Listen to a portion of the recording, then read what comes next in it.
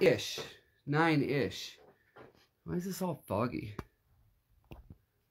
There we go.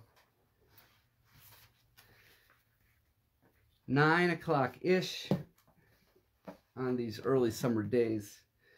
My kids have a play date here at church, but they also slept for the first time in forever, so trying to balance all of that, you know, how it goes. So let me get my bearings. If you have your Christ in Our Home and you want to look up, I'm sure you're already prepared, on this May 17th, Leviticus. Oh, this is fun. Leviticus, which I just started reading yesterday, again, portions of it in my my devotions, and so I just read the intro in the HarperCollins Lutherans, or I guess not Lutheran, but HarperCollins Study Bible again, so that was nice. Find our way to Leviticus here, chapter 19. We're invited to read starting at verse 9, so if you have it there and want to read along, be invited to do so here, and we will continue on our journey together.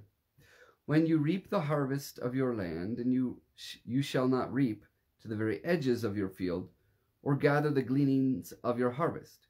You shall not strip your vineyards bare, or gather the fallen grapes of your vineyard. You shall leave them for the poor and the alien. I am the Lord your God. You shall not steal, you shall not deal falsely, and you shall not lie to one another, and you shall not swear falsely by my name, profaning the name of your God. I am the Lord. You shall not defraud your neighbor, you shall not steal, you shall not keep for yourself the wages of a laborer until morning.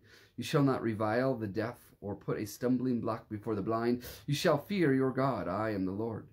You shall not render an unjust judgment. You shall not be partial to the poor, or defer to the great. With justice you shall judge your neighbor. You shall not go around as a slanderer among your people. And you shall not profit by the blood of your neighbor. I am the Lord. You shall not hate in your heart any one of your kin. You shall reprove your neighbor, or you will incur guilt yourself. You shall not take vengeance or bear a grudge against any of your people, but you shall love your neighbor as yourself. I am the Lord your God.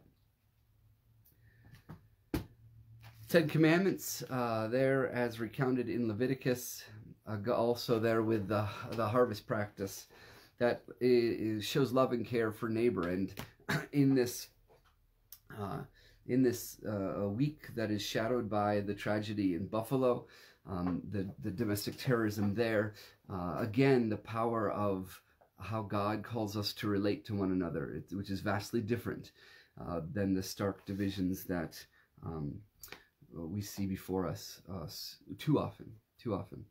The Last Brownie is the title of our devotion from Christ in Our Home. Be invited to read it there together. You shall love your neighbor as yourself in verse 18. Quiz time! 1 brownie is left on the plate, and you want it. Do you, 1, take it and eat it, yum? Or 2, ask the other guests if anyone wants it, and then take it and eat it, yum? Or 3, cut it in half, leaving half on the plate for others, and take and eat the portion you cut. Bonus question, there's half a brownie left on the plate and you're interested. Do you eat it, or do you again cut it in half? We may not be ancient farmers who practice gleaning, though the local farmers market donates end-of-the-day produce to the local food pantry. But we know that loving our neighbors means making sure others' needs and desires are met along with ours. Each command in our reading today represents a different way to care for a neighbor's physical, mental, emotional, and spiritual well-being. Love of neighbor is one of the cornerstone commandments of our faith. It means taking real steps to ensure that neighbors have enough food, are treated with honesty and respect, and are blessed into God's safekeeping. And sometimes it means sharing that last brownie. As Pastor Heike bakes brownies today, God bless you in your baking and in your sharing the gleanings of with others. And be invited to pray here this morning. God of love, teach us to humbly serve our neighbors. Amen. And as this day unfolds before you, pray for all who tend land and livestock, for all who bake, and all who enjoy the gleanings of the harvest. May God bless you and God hold you on our continued journey. Thanks again for your patience for a few moments, dear friends.